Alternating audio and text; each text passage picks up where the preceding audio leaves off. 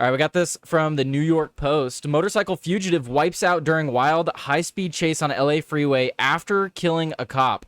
And there's actually video of this taking place. A high-speed motorcycle chase ended in a horrifying caught-on-video wipeout on a Los Angeles freeway after an armed man who was allegedly threatening a woman shot and killed a responding officer on Monday. The rider sped past traffic on the 210 freeway at speeds up to 170 miles per hour before slamming into an oncoming car. And then here's pictures of the aftermath. Let's is it gonna play the video? Let's see. If we're live somewhere, let me fill you guys in what's going on. This motorcycle, we're still in the Rancho Cucamonga area. We're on the 210 freeway. We were over by Victoria Gardens. I don't have the exact address. Actually, I do have the exact address because I thought it was fake. So those cars might look like they're going slow, but all of these cars around him are probably going like 80 miles an hour. No one in California follows the speed limit, all right? The speed limit says 65, everyone's going 80, 90 plus. Like, that's just how Californians do it. And I even complained about it because when I was in Idaho, my brother lent me his car while he was out of state. I was watching his dogs.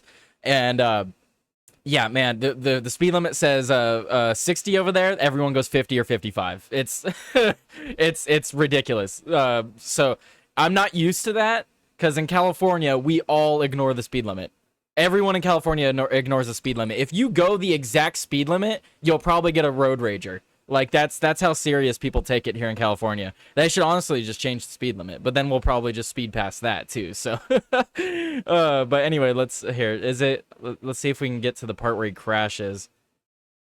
Going down this way. Okay, so here's the crash, leading up to the crash. Let's watch from here. Yep. Yes, definitely. And yeah, these cars they're probably slowing down now because they see all the cops. To the suspect to bring that suspect. But they're probably still going like over 60. You know, this is one of those ones where it is like there's just the cop. we just watch it. And I just don't want to see anybody lose their life this afternoon, especially not on our cameras. You can see this rider clearly is very. I mean, he's not even holding the handlebars. With the way they are handling that motorcycle, but that doesn't mean that this is any kind of safe. Right now, it looks like he's boom. That's exactly what I was talking about. Oh, and he got crushed by his bike. What I was talking about. Oh, hang on, go back. Clearly is very when he rolls, he gets crushed by his own bike. They are handling that motorcycle, but that doesn't mean that this is any Watch, kind you guys of see safe. my mouse? Right now, it looks like he's boom. That's exactly what I was talking about. Bam! Bike lands back on him. Exactly Damn! what I was talking about. Do you guys think it was intentional too? Because yeah, I was talking about this yesterday with my family because I was showing them this clip, and I don't know. It kind of looks like that guy. Maybe he was trying to pull over for the cops coming in, right? But I don't know. Did he sideswipe him on purpose? I mean, look, he jerked his car to the left. Because if he was trying to avoid the guy was already closer to this yellow line. So if he was trying to avoid him, he would have gone to the right, not the shoulder. So part of me feels like it was intentional, right? Part of me feels like it was intentional. But then, bam, that's exactly what backpack goes flying. About. Car has like no damage done to it. What I was talking about. He just keeps driving too. I mean, I guess that's smart because the guy could be armed, right? Yes. Damn. And believe me, they're going to take that suspect. He's still moving. That is a plus. They are definitely going to take him into custody. It did look like the motorcycle did land on top of him. Yeah, they saw that too. Now, I have to say, you got a number of officers down there.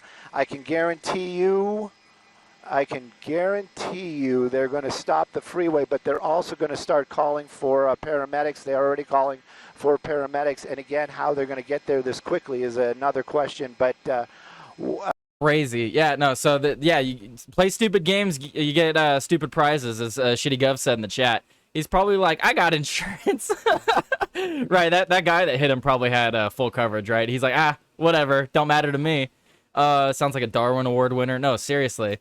And then it says, sheriff deputies were responding to a domestic violence report of an armed Hispanic man threatening a woman in the suburb of Rancho Cucamonga when the suspect began shooting at the officers. San Bernardino County Sheriff officers said in a statement.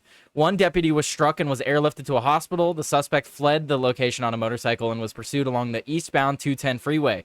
The perp, whom initial reports said robbed a shopping mall, wove through afternoon traffic before taking his hands off his handlebar to adjust his backpack, the video shows.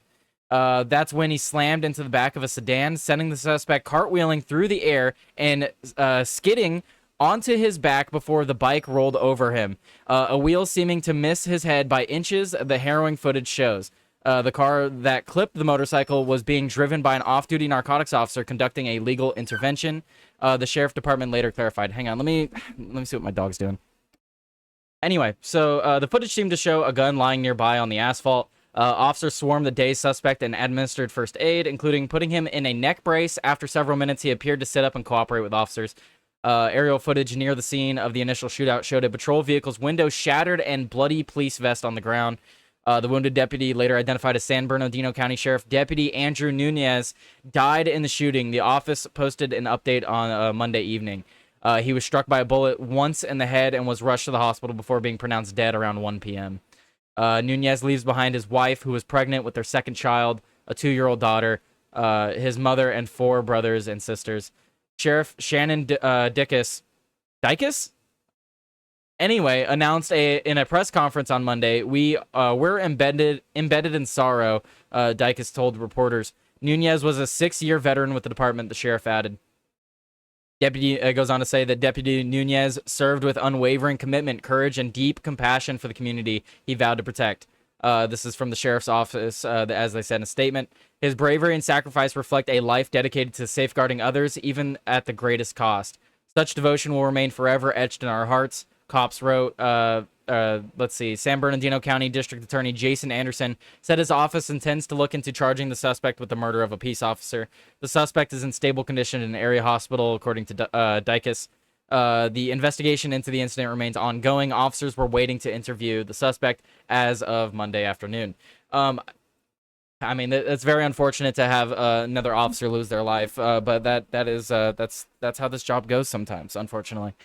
And I mean, this guy got what he deserved. His bike is totaled, absolutely totaled, and he will likely get life in prison. At least I hope. It's California, so who knows? They might look at his rap sheet, or he might turn out. They say he's a Hispanic man, so they might say that he was oppressed or something, and then they don't charge him as harshly as they could have. But this guy should absolutely get life in prison.